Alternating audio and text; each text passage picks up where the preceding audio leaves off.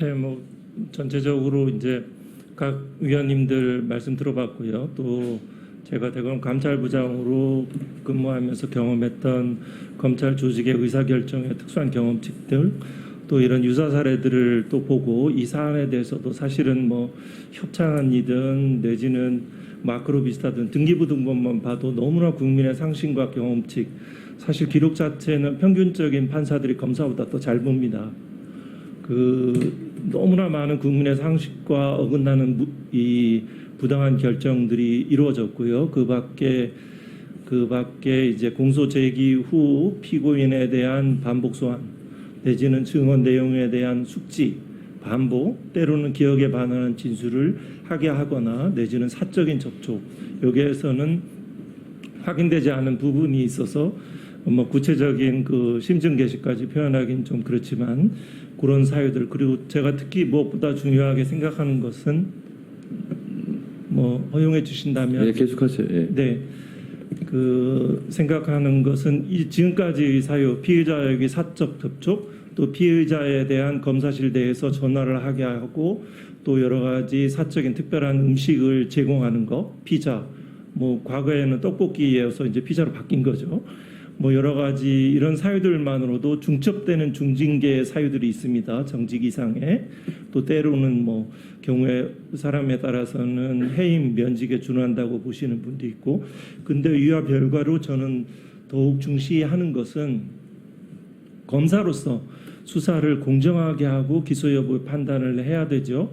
거기에 대해서 단순하게 필요한 수사를 다 하지 못했다는 수사 미진의 차원이 아니고 기본적으로 자기 권력과 자리에 대한 욕심이든 내지는 비겁함이든 불의함이든 사악함에 대해서 그 자기 유혹에 넘어간 것이든 간에 이 수사 자체가 불공정했다는 거죠. 도이치모터스 사건 자체는 기소함이 마땅합니다.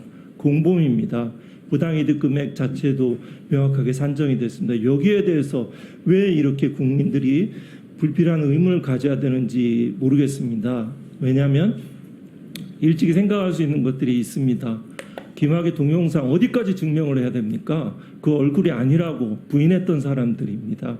기본적인 이 수사와 기소들이 정확하게 이루어지지 않으면 피해자가 발생합니다.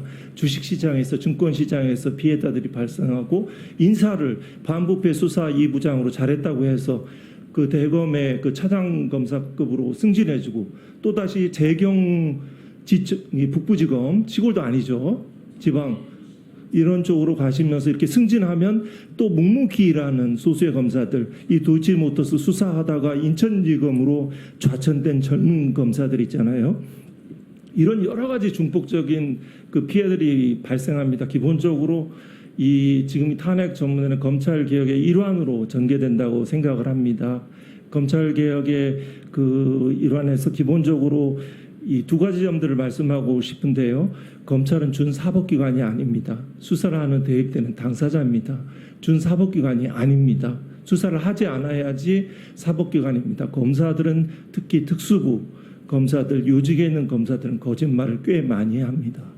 그 부분에 대해서 재판하시는 분들은 검사니까 이제 믿어주고 이래서 경우에 따라서 이 전문적이지 못한 경험치 좀 정리 마무리 주시기 바랍니다. 그렇습니다. 전체적으로 보면 탄핵 심판 청구를 하는 것이 합당한 사안이라고 생각합니다.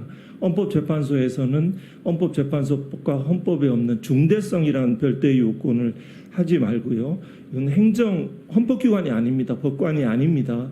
그냥 일반 행정 공무원에 대해서 그 판단 기준에 대해서 한번 깊이 생각을 해주시고 현재 불출석한 증인과 각종 증거 자료에 대한 충실한 심리를 통해서 그 정의를 세워주셔서 우리나라가 국민들의 그 마음을 아프지 않게 좌절하지 않도록 그런 역할들을 해주셨으면 합니다. 사실은 구체적인 사안에 대해서 드릴 말씀이 많았는데 그 기회가 주어지지 않았습니다. 네.